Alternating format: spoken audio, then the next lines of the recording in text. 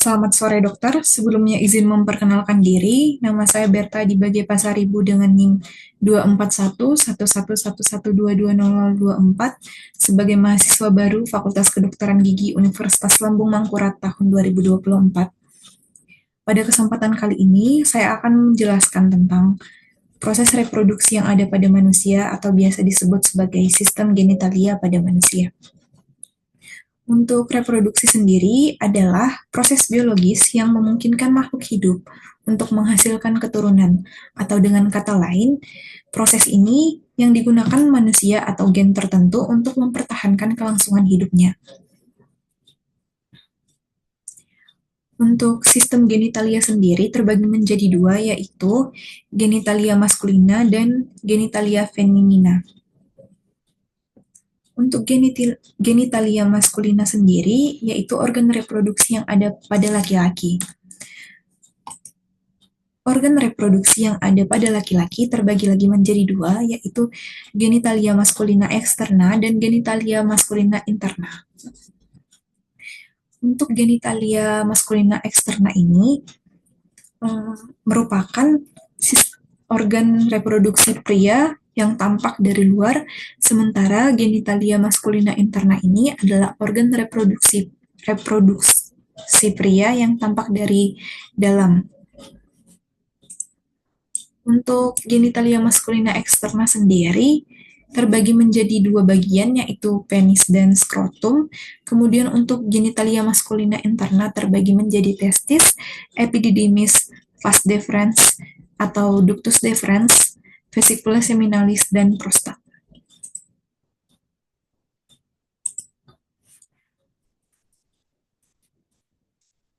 Di sini saya akan menjelaskan tentang genitalia maskulina eksterna atau sistem reproduksi pria yang tampak dari luar. Yang pertama adalah skrotum. Untuk skrotum sendiri memiliki struktur seperti kantung dan berisikan dua testis yang menggantung, dan berfungsi untuk melindungi testis dan menjaga suhu testis agar selalu berkisar 2 derajat di bawah suhu normal.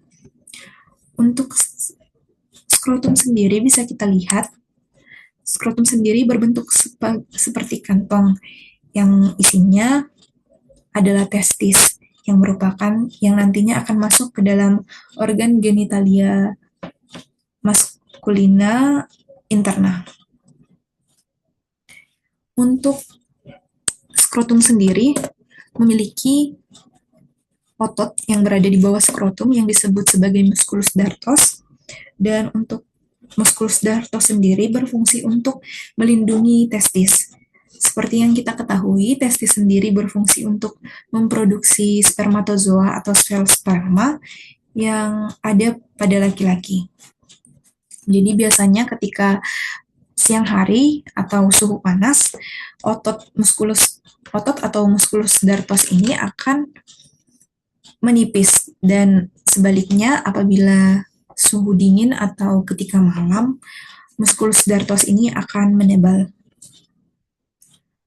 Untuk di testis di kulit skrotum sendiri terdapat lipatan-lipatan kulit yang disebut sebagai rape skroti.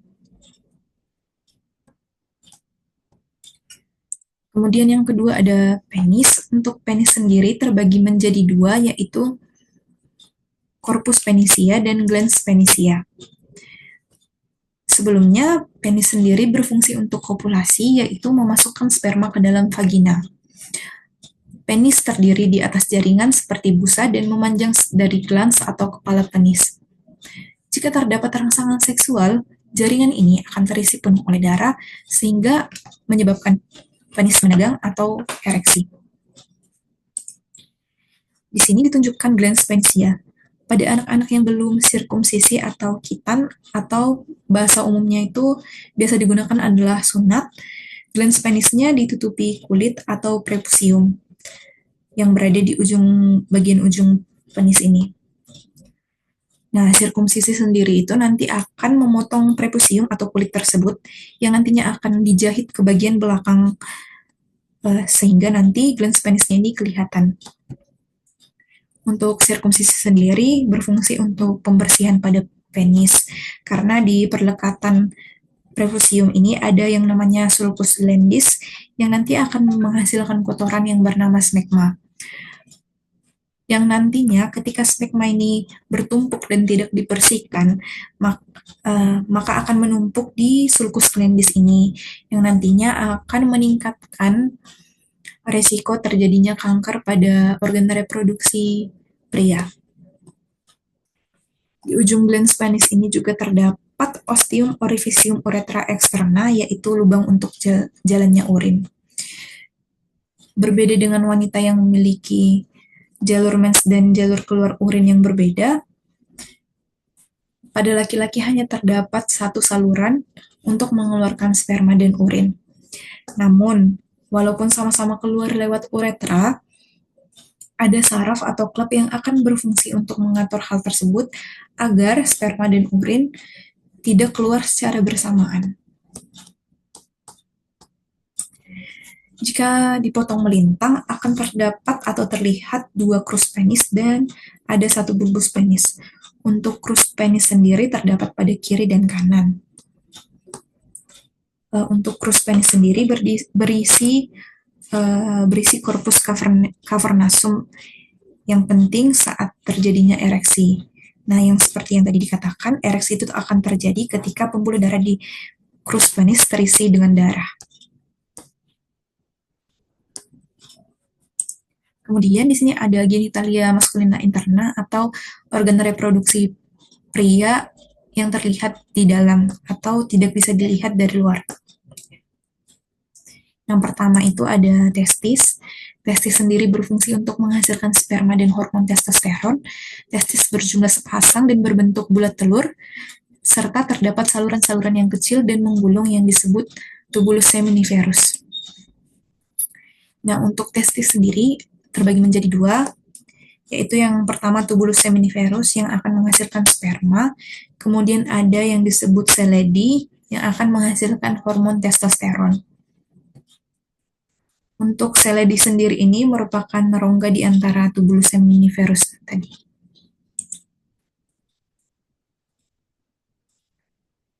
Kemudian untuk di sini kita dapat melihat ada epididymis, vas deferens, dan uretra. Di sini epididymis berfungsi untuk mengangkut dan menyimpan sperma, sementara yang diproduksi oleh testis. Kemudian vas deferens berfungsi sebagai saluran tempatnya sperma dari epididymis menuju uretra. Dan yang terakhir, uretra, aluran pengeluaran urin dan semen atau air mani. Yang pertama itu ada epididymis. Epididymis ini adalah tempat pematangan sperma.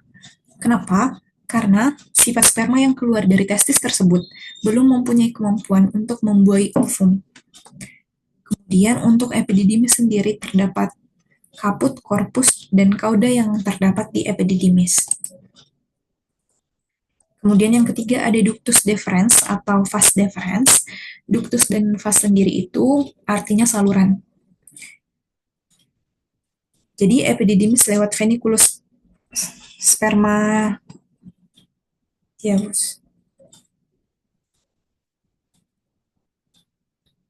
Nah, nanti epididymis ini lewat veniculus spermatius yang akan dilindungi oleh anyaman arteri dan vena, yang fungsinya nanti akan melindungi sperma. Posisi dari vas deferens sendiri berada di samping vesikel urinaria atau di sebelah kandung kemih. Vas deferens sendiri apabila melebar akan membentuk ampula ductus deferens. Kemudian di sini ada vesicula seminalis yang berfungsi sebagai persediaan makanan bagi sperma untuk bergerak. Kemudian jadi di vesicula seminalis ini akan ada kelenjar-kelenjar yang berfungsi untuk menghasilkan nutrisi bagi sperma. Kemudian ada glandula prostat atau kelenjar prostat yang merupakan kelenjar penghasil cairan yang encer seperti susu. Seperti di caudal vesica urinaria, jadi kelenjar prostat ini posisinya ada di caudal vesica urinaria yang kemudian nanti akan ditembus oleh uretra. Sehingga nanti apabila terjadi pembesaran pada kelenjar prostat ini, salah satu gejalanya adalah urin yang tidak lancar dikarenakan uretranya yang terjepit. Kemudian ada kelenjar Cooper atau bulbouretral yang nantinya akan menghasilkan cairan yang bening dan berlendir serta berfungsi untuk menetralkan uretra dari sisa-sisa urin.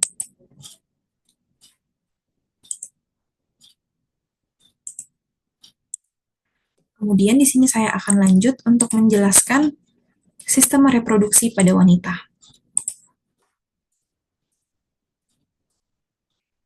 Untuk sistem organ reproduksi pada wanita biasa disebut sebagai genitalia feminina yang nantinya akan terbagi juga menjadi genitalia feminina externa dan genitalia feminina interna.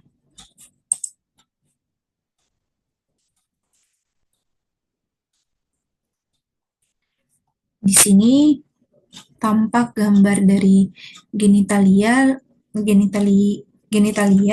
feminina externa. Jadi di sini untuk 3 komponen utama dari genitalia feminina externa ini yaitu klitoris, kemudian ada labia minora atau biasa disebut labium maius atau labia mayora dan biasa disebut labium, mohon maaf, di sini ada labia minora yang biasa disebut sebagai labium minus. Kemudian ada labia majora atau labia major yang biasa juga disebut sebagai labium maius. Kemudian di sini ada klitoris dan di sini ada urethra opening dan vaginal opening.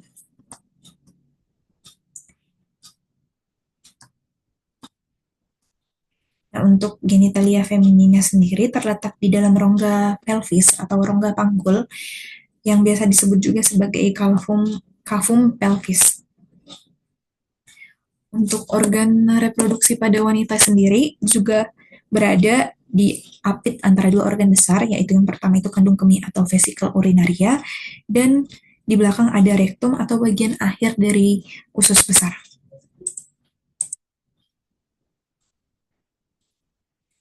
Untuk genitalia eksterna sendiri dibagi menjadi 3, yaitu labium mayor, labium minus, dan klitoris.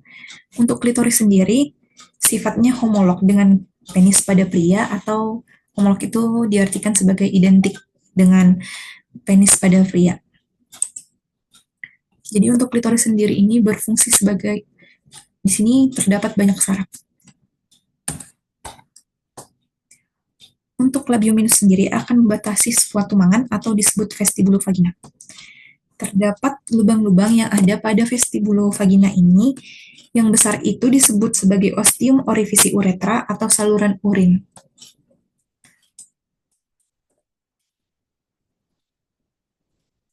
Kemudian yang kecil disebut sebagai ostium vagina atau biasa disebut sebagai lubang vagina. Maaf, di sini terbalik ya. Di sini ostium yang bagian ini merupakan ostium vagina dan yang di sini merupakan ostium uretra, arifisi uretra.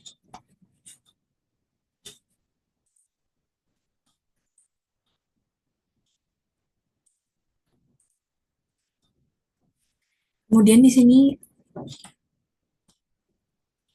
lihat genitalia feminina interna. Di sini ada uterus. Di sini ada uterus. Kemudian di sini ada yang namanya ovarium atau kandung telur. Kemudian ada saluran telur atau tuba Fallopi. Dan yang terakhir ada vagina atau saluran keluarnya urin ataupun jalur keluarnya untuk mengeluarkan siklus menstruasi atau darah menstruasi.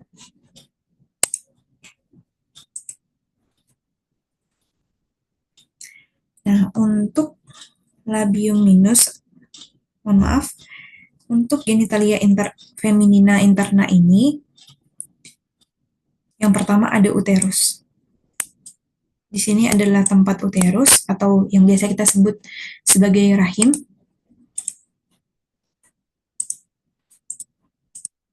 Nah, uterus sendiri setelah fertilisasi, sel telur yang dibuahi akan melekat pada endometrium atau dinding uterus. Organ berongga dan berotot yang menjadi tempat tumbuh dan berkembangnya embrio, dan uterus bisa mengembang untuk menyesuaikan pertumbuhan embrio. Jadi untuk uterus sendiri terbagi menjadi 3, ya, di bagian luar. Yang pertama ada corpus uteri, cervix uteri, dan isthmus uteri. Nah, untuk cervix uteri sendiri,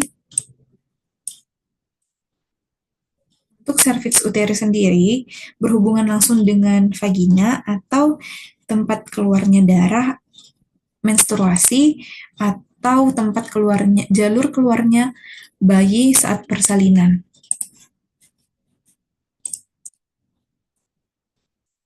Lanjut ke uterus bagian dalam. Mohon maaf, di sini juga ada isthmus uteri yang nantinya bersifat elastis, yang nantinya juga akan berfungsi untuk peregangan yang nantinya akan mengalami peregangan pada saat wanita sedang hamil. Untuk isthmus uteri sendiri biasa disebut sebagai segmen bawah rahim. Kemudian uterus bagian dalam itu juga dibagi menjadi 3 lapisan, yaitu endometrium, myometrium, dan parametrium. Untuk endometrium sendiri nantinya akan menebal saat terjadinya proses ovulasi atau menstruasi, sehingga yang nantinya akan terjadi pengelupasan dan darah keluar. Kemudian untuk myometrium sendiri ini merupakan otot yang nantinya akan melebar dan membesar ketika terjadi kehamilan pada wanita. Dan yang terakhir ada parametrium, yaitu lapisan terluar uterus.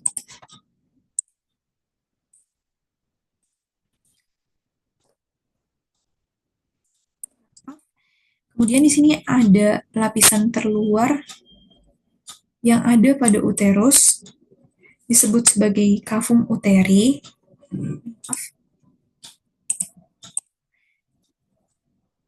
Cavum uteri yang nantinya akan ditempati bayi pada saat kehamilan.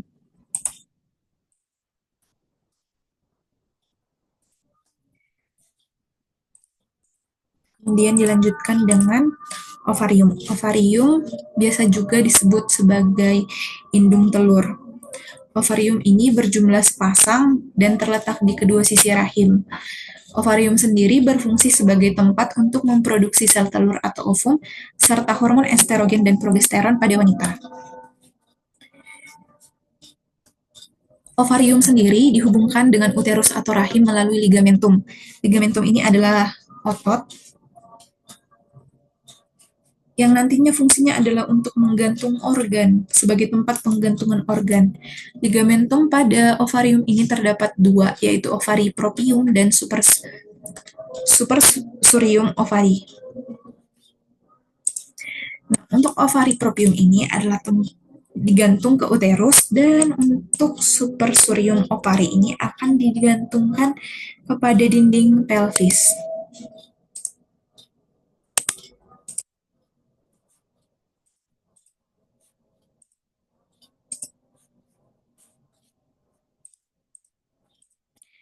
Kemudian di sini juga pada ovarium juga biasanya dapat membesar 2-3 cm, dan nanti saluran keluarnya ini disebut sebagai tuba Fallopi atau tuba uterina.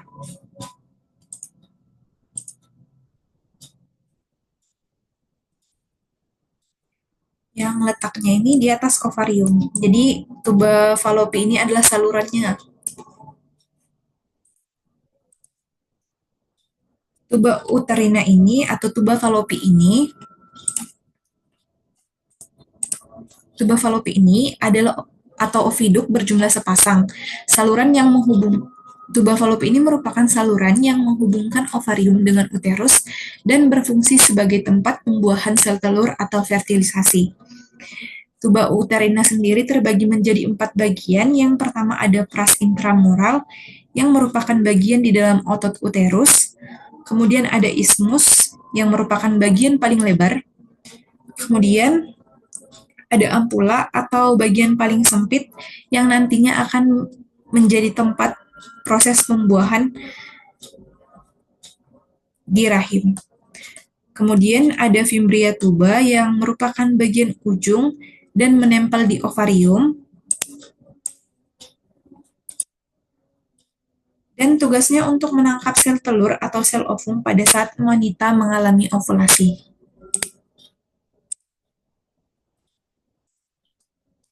Kemudian di sini ada vagina, saluran berotot yang menghubungkan uterus dengan bagian luar tubuh, berfungsi sebagai alat reproduksi perempuan atau tempat keluarnya darah menstruasi dari rahim keluar tubuh serta jalur keluarnya bayi. Vagina dapat merenggang berkat jaringan otot elastis. Jadi, di vagina ini terdapat otot polos dan otot lurik. Sepertiga bagian atas vagina ini merupakan otot polos, dan sepertiga bagian bawah dari vagina ini merupakan otot lurik. Vagina ini bersifat elastis. Jadi ketika kepala bayi ketika persalinan itu sekitar 10 cm dapat keluar melalui vagina, itu dikarenakan adanya otot yang sangat elastis sehingga pada kondisi melahirkan dapat melebar.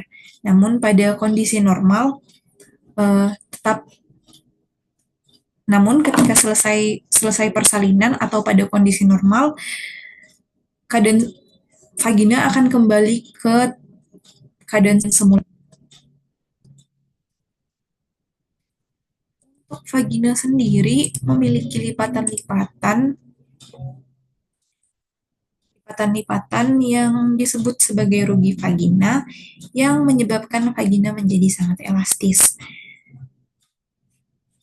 Dan untuk menstruasi sendiri merupakan proses pengelupasan dari endometrium.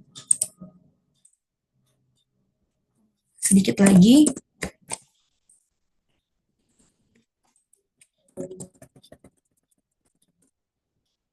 Nah, di bagian labia mayora ini pada wanita dewasa nantinya akan ditumbuhi oleh rambut-rambut.